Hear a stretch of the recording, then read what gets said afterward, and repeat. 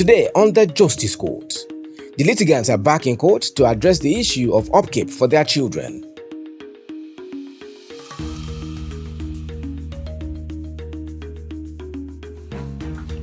All rise. Court in session. Honorable Judge Fumi Asaolu presiding.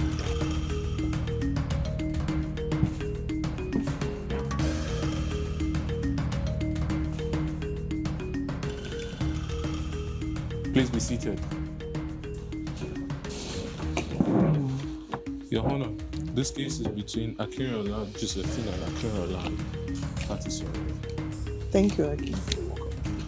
Previously on the Justice Court. I met Ayola during my service here as a youth corper. When was that? That was in 2005. Because I'm an SS patient, I usually get I'm always very careful before going into any relationship. So at that time I was going to 26 years. So then later I gave in to his request. We met quite all right, and I liked her. That's one thing with me. If I like someone, I talk to the person. It's a free word. I spoke to her, and she said, okay. That was it. Are you the one that is virgin? Yes. Okay. Yes, I acknowledge that. Okay. All right. So she left. You know why I asked that? I'm just wondering where that allegation of sex freak came up. I will bring it. You will see it. You will see it. Don't worry. The plaintiff, Josephine Abimbola Akinriola, met and started dating the defendant as a virgin at age 26. Eventually, they got married and have 3 children. However, the defendant is denying the paternity of 2 out of 3 children. Josephine claims that she has been solely responsible for the upkeep of these children for over a decade, but now she has been out of job on health ground, being a sickle cell patient. Justice Court ordered a DNA paternity test. The test result is ready in the courtroom. For now, let me have the DNA results so that we can take it all in all.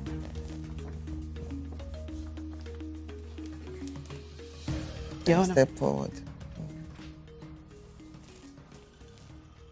These are the DNA results for DNA paternity test on the alleged father and the set of twins. Thank you, sir. Conducted by Leeds DNA Laboratories and DDC, United States. Thank you. So I have the DNA results. The male child, Kehinde Oluwatobiloba Akinriola, DNA analysis, positive. The above results summary shows that Ayola Benjamin Akinriola is the biological father of the tested male child, Kehinde Oluwatobiloba Akinriola, as plainly expressed on the DDC test result sheet overlay. Probability of paternity 99.9999999997%. So how do you feel about this? Well, I feel cleared, and like I said, I love kids. I do things for other kids that are not mine.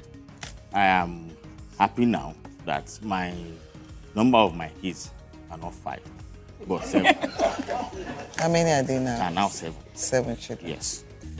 And give the upkeep of 35,000 naira on monthly basis to the Plaintiff Abimbola Josephine Akinriola on monthly basis. So Josephine, what's the problem? I'm here to report I'm here to give update on the last judgment that was passed. So all they ask him to do for me and the kids, he has not been complying. He has not complied. So, and the truth is that when I was working, I was taking care of my children.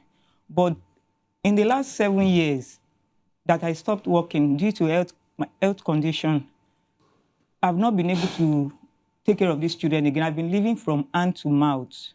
So it has been my ex-colleagues, my bosses, my friends and family that have been supporting me. It has not been easy at all.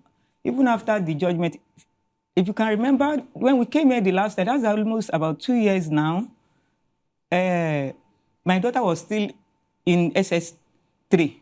Now she has left the secondary school. She's waiting to get admission into the university. It has been just me. And it has been begging and sourcing for funds from people, getting loan, being in debt. Then even the twins that we did their DNA, that he said they were not his, and we eventually confirmed he has not been doing anything for them. These children, they were in primary 5 then. Now they're in GSS2. It has not been easy. All the money people assisted me with, they assist me, and I use these funds. I use them. I'm supposed to use them to cater for myself as someone that is not working, to buy my drugs. That was what I used to do. But now, because there is no help, there's no job, I'm spending this money on my children. I can't even go to the hospital. Last year, I even had an attack of stroke, partial stroke. I lost my sanity. They had to call the physiotherapist, they called the psychologist to come and attend to me before I could regain my sanity. It has been like this. I've not been able to go to the hospital. My blood level, instead of eating very well, it's so difficult for us to eat 3 times in a day. I cannot buy my drugs. I cannot take care of the kids as I'm supposed to do. I'll get loan, buy things on credit to be able to, at least, I put them as a priority. I list my things in order of priority, and I take them as number 1 in everything. If I have 10 naira, I'll budget 5 naira for my children, then the remaining 5 naira for myself. But it can't even be enough. It's not always enough. So I've been begging from hand to mouth. It has been like that. I cannot do my surgery. I've been trying to, at least, if everything works fine, I've been looking for a remote job. I applied, and by the time I apply and I do interview, they will request for some things. I don't meet up with the requirements because they will need a laptop. Someone gave me a laptop. I was using it. It broke down again. I will need money to repair it. There are so many, these things have been a burden on me, and it's making my health to deteriorate. It's making it worse. That's why I'm here again, that it should at least, so that I want to live long for my children. They are all I have.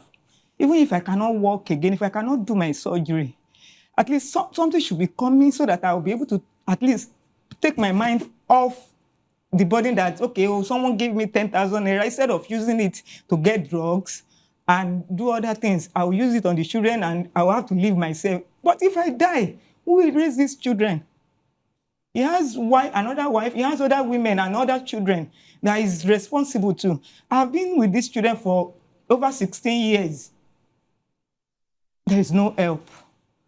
You should at least support me. You said we should cooperate. On several occasions, I've chatted him. I will tell him, they said we should cooperate. I've not been seeing your hand. You need to do something. In fact, I'll get angry at times and tell him that Nemesis will catch up with you. If you don't do what you are supposed to do as a father, you are doing this. It is not easy for me. Now look at the present economic situation. Things are so hard. Feeding is things are so terrible these days. Drugs are so high. I can't even get my drugs. That is why I'm here again. That maybe they should enforce it, that he should start doing his, still picking up his responsibility. He should help me. If I cannot do my surgery worth of 20 million in India, I can't do it. Okay, no hope of doing that. But what about me living for these children so that I'll be able to raise them well? I want to be in their life. I want to be around as they grow. I want to see my children be successful in life. They don't have anyone. They know me as their father and their mother. That they know me. If they don't see me in a day, I know what can happen to them. That is why I'm here, ma. Ayo. Yes, Your Honor. What do you have to say to that? I'll make my comments thereafter. Okay. I want to listen to you. I want to thank you and this honorable court for the opportunity you are giving to me once again. You've been with us for a long time. you reach out to me even on a personal level. You ask me for updates, whether I've gotten a job. You even ask that companies that I've applied to, that I should let you know. So if in case, maybe you could help me. So you have really done a lot for us, for both of us. I want to use this medium also, to apologize to Josephine in front of the whole world for whatever she's going through. I know she's going through a lot, and I felt bad about it. I don't wish you dead and you're not going to die. And we are definitely going to live long for your children, for our children, because we had them together. No matter what, there's no other person in this world that can take care of those children like you. Not even me. So, whatever it takes to get you through this, we will get there. The last time we spoke, the month that I first of all came before this court, that was the month I told you, Your Honor, and I showed you proof on my email that I resigned on my employment. Actually, getting a job had not been difficult for me because I'm a management staff. I can always get a job. People, they reach out to me, they come for me, I negotiate. I've never really gone to look for a job. They reach out to me. So I thought, because some things weren't going right, if I had known it would be like this, I wouldn't have resigned.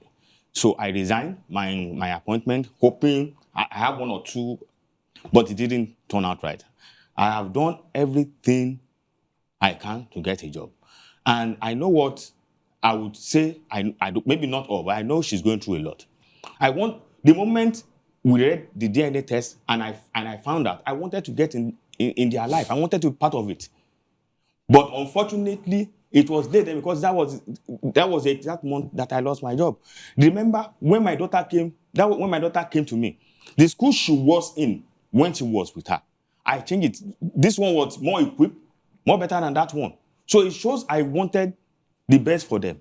I gave her everything she wanted, everything except the phone, because I stopped her from communicating with those boys that would not allow her to rest. The only thing, and I promised her, if you behave very well, December, I will buy you a good phone. That was when I had a job. It is a shameful thing for me to come before the whole world now and see her like this and not be able to do anything about it. Right now, I equally need help. I thought it would be easy, a walk in the park to get another job. And I'm trying. The other time when I had something listed, I was just, I tried reaching out to Barrister Folabi. I tried reaching out to her to tell her some things I was going through and what I have done to improve on them. It's not that I just sit down and look at, I really wish I could do anything. And you can send the investigative team to follow up and see if I'm just loafing around, doing nothing. I really wish I could do something to elevate her situation as it is. But I'm equally down. I'm not physically down, but I'm emotionally and psychologically, I don't have anything. I should go to her place and say, look, I'm sorry. Next week I'll try and find. When I know that it's only God is the only hope I have right now. If I get a job right now and I don't do it, do whatever you like to me. But I don't have any income. If I get myself involved in a crime and get incarcerated, I'm useless to them, I'm useless to myself, I'm useless to the society. I'm trying to do something legit. The economic situation of the country is not on my side. But I'm really, really, really, really trying. If you can get anything false in me, take me up on it. What is your qualification? BS Economics. And I have training with Deloitte. I also have, because I've worked with McKinsey & Company for a long time, not officially, but I've been trained by them. As a matter of fact, most of my reference are from McKinsey & Company right now. The two of you, your matter is very, very pathetic. That is it.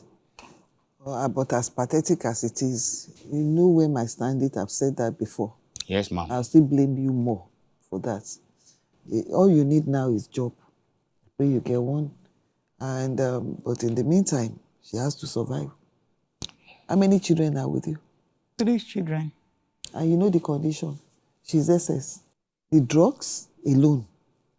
You understand what I'm saying, Ayo? So I know you said recent time you've been trying your best, but you have to double up. All the vibes I'm getting from you today are very positive. I've never gotten anything like this from you before. And so truly I know you are humbled by whatever is going on right now. So you have to work around within the next, by February ending, hopefully, Yes, ma'am. you'll be able to get something and you start living up to your responsibility. By March, by February ending, that's by first week of March, you have to get back to the legal team. Let's have the updates. You understand on that. And in the meantime, the court will give you 100,000 naira just to give you some little relief. Thank you. This matter is pathetic. Judge Fumi throws in a lifeline to support the family for a while. After the break, Judge Fumi rules. We wait for the next 2 months. That's February ending for you. Let's see what you can come up with. And by first week in March, get across to the legal team. Thank you. All right. Arise. All right.